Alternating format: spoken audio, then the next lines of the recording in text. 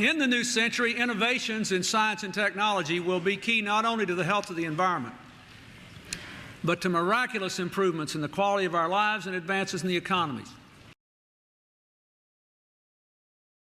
And to keep America competitive, one commitment is necessary above all. We must continue to lead the world in human talent and creativity. Our greatest advantage in the world has always been our educated, hardworking, ambitious people, and we're going to keep that edge. Tonight I announce an American Competitiveness Initiative to encourage innovation throughout our economy and to give our nation's children a firm grounding in math and science.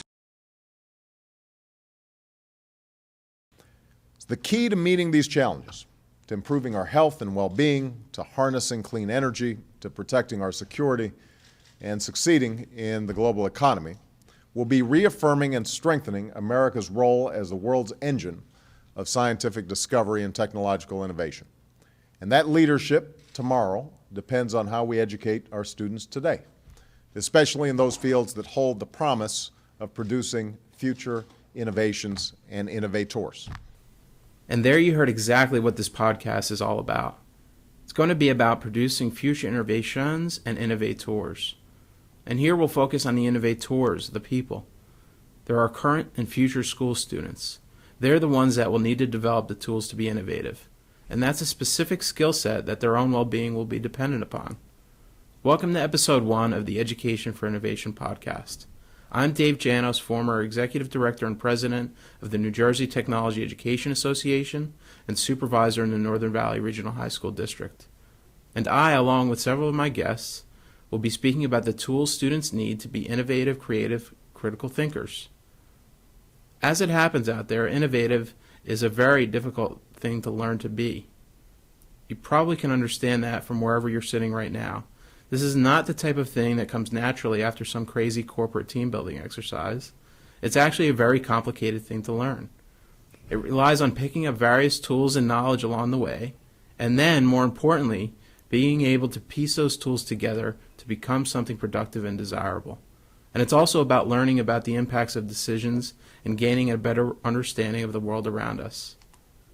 Being able to do this takes time, and it requires time in the school program, and hopefully more time than an extracurricular club can provide.